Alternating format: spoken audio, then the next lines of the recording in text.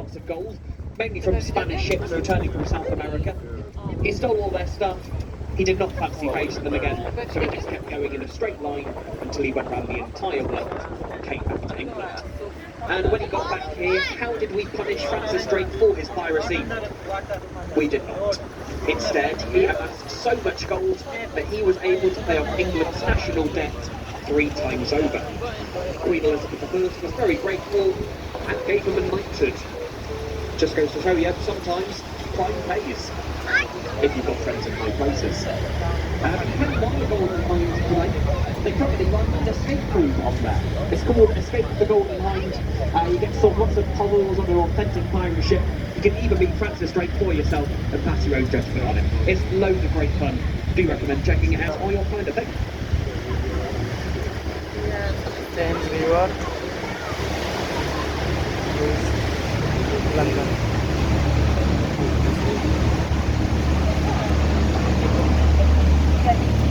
This next is Southwark Bridge, built in 1921 in the Art Deco style.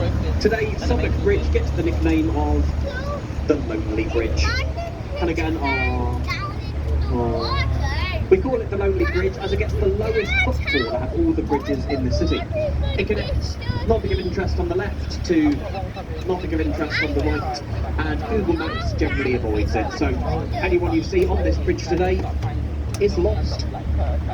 If they're waving you as a call for help, they don't have a clue where they are. It's also the only bridge in the city which is still gaslit. By that, I don't really try and convince it it's not a bridge. I mean, they're obviously all powered by gas, so it does make a very romantic walk in the evenings. I wouldn't even act like I'm calm because I won't be calm. But you may remember earlier the competition that was held to find a new landmark to celebrate Millennium, where the London Eye was second place. Well, the next bridge ahead of us is the design that won that competition. This is Millennium Bridge, opened in the year 2000, and in its opening weekend, 160,000 people all walked onto the bridge, and they all noticed a rather severe wobble. People were falling over, people were puking off the side. It had to close after just 3 days. The bridge's designer was a man named Norman Foster. Norman Foster is not from London, he's from the north of England, and after the incident he was interviewed and asked about the wobble. He claimed that there was nothing wrong with his design, it's just the way Londoners walk. Apparently we march everywhere, how rude. Either way, something had to be done, so the bridge closed for 2 years while 91 dampers were installed. They even got help from engineers at NASA, and they eventually managed to remove that wobble. The bridge reopened in 2002, and although its promoters intended for it to look like a blade of light across the city, it now just keeps the nickname of the Wobbly Bridge.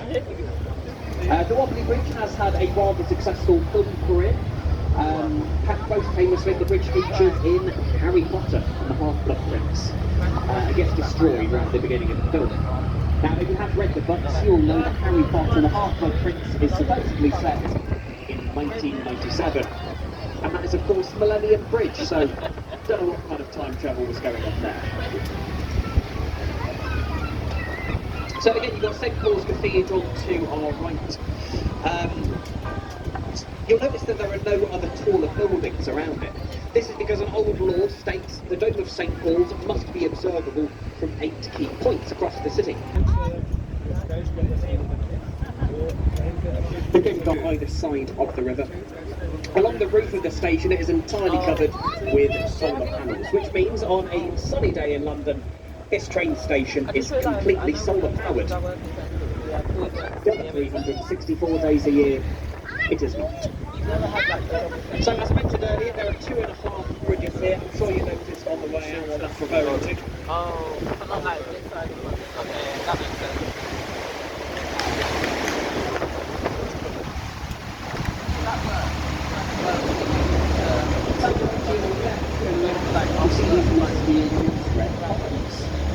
Why are they there, Jordan? What is their purpose? I hear you all cry. Well, I reveal what's through this stretch. It's a stop away on the street, so what we split up with sometimes.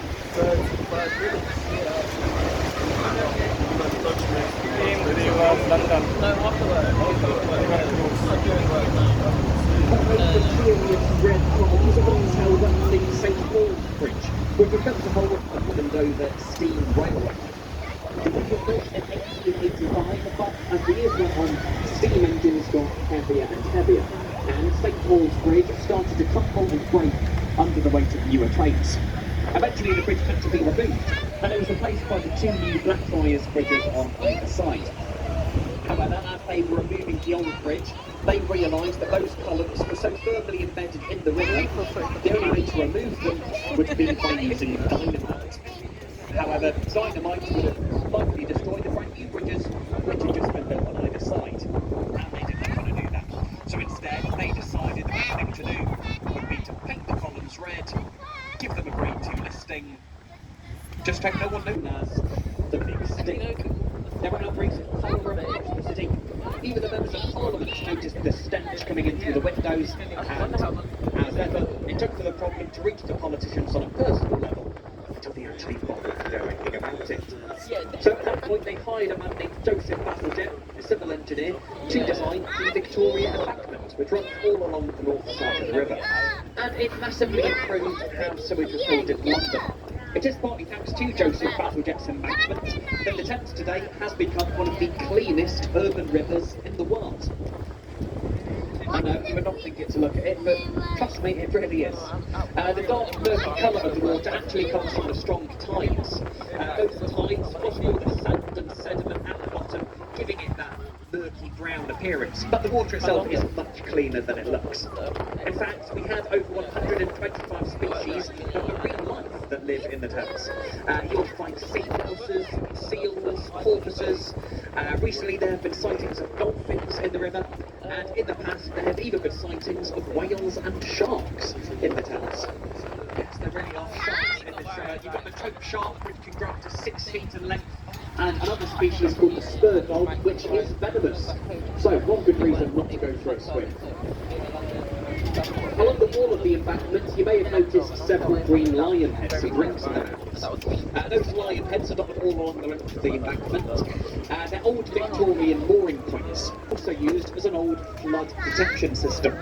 There's a little rhyme that goes with these lions, and it goes something like this. When the lions are drinking, London is sinking. When the lions are ducked, London is flooded. This building to our right with the green dome roof is Somerset House. It's most famously known nowadays for its art gallery, which is home to the Courtauld Institute of Art. And it actually had a bit of a fire there yesterday. And all the artwork in there is fine as well. Top of the roof, you can see a bit of a hole in the roof at the moment. The London Fire Brigade got to a very good it is an art gallery. They have houses and works of Renoir, Monet, and they do loads of great exhibitions throughout the year. We're coming back from the bridge once again, the Ladies Bridge, and just after the bridge on the right hand side we've got the world famous और अभी ये tour guide बता रहा है कि सबसे सस्ती सबसे मजबूत टाइम पे बनने वाली ब्रिज है ये Those famous names have stayed at the Savoy over the years, from Charlie Chaplin and Marilyn Monroe, all the way up to Justin Bieber and Taylor Swift. The most expensive rooms at the Savoy are in the Royal Suite, and these will cost you £18,000 a night with a 3-night minimum stay. With that price, you get your own mattress, butler service, and your own personal therapist. So there you go, you're spending £18,000 as a gift from Egypt to London in 1819. There's a thank you for a £1,000 a night. I will note that this is a gift. It's the Royal Egyptology and Seriously? Oh, is that how you are? You're joking. Apparently Egypt were originally going to get one, but they were only given to us on the condition that we took the pyramid apart, sent it apart to 6 different countries, and each of those countries we then had to sell their part to 6 more countries, and so on and so forth, until we realised the whole thing was a scheme. Yeah. There you go, words don't do that. Right, as we come back under the Golden Jubilee bridges, this will be your last chance to wave at a stranger on the bridge through and get a wave back. So get all the waves out of your system here. You try on the tube line and they won't be so friendly, I can assure you.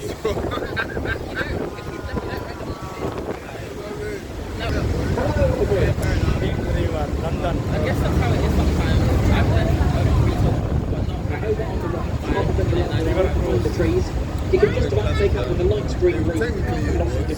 Yeah, on but board. it's still a That is retail the job. Ministry of Yeah. Defence. It gets the nickname of the iceberg, as what you see of it is just the tip of the iceberg. It's much larger underground than it is above ground. It's got huge underground nuclear-proof bunkers with tunnels connecting to Downing Street and Parliament, so that the event of nuclear fallout or operations will be safe and reassuring.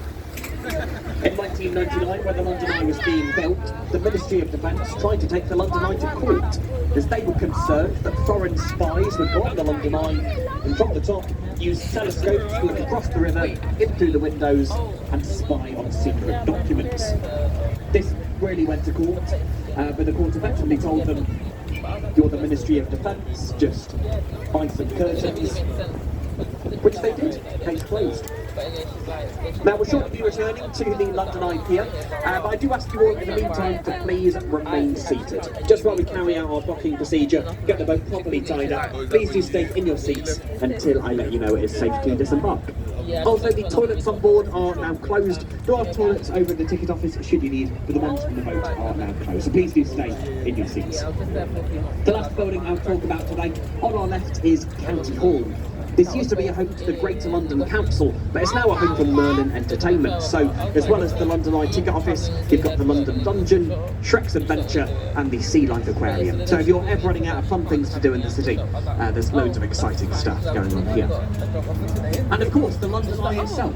They do loads of great special events on the London Eye. They offer private champagne experiences. I think they've recently started doing an afternoon tea on the London Eye as well. And it has been a hotspot for romance.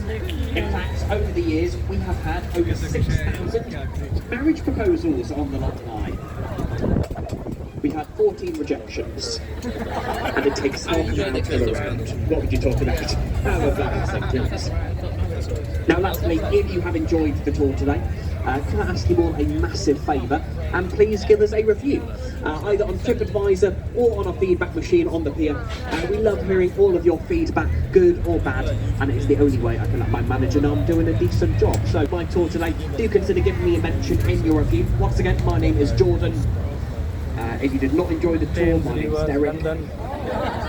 We use this time now to make sure you've got all your belongings together, any bags, loose change, loose children, make sure you've got it all with you, and if you stay seated a moment longer, I will let you know when it is safe.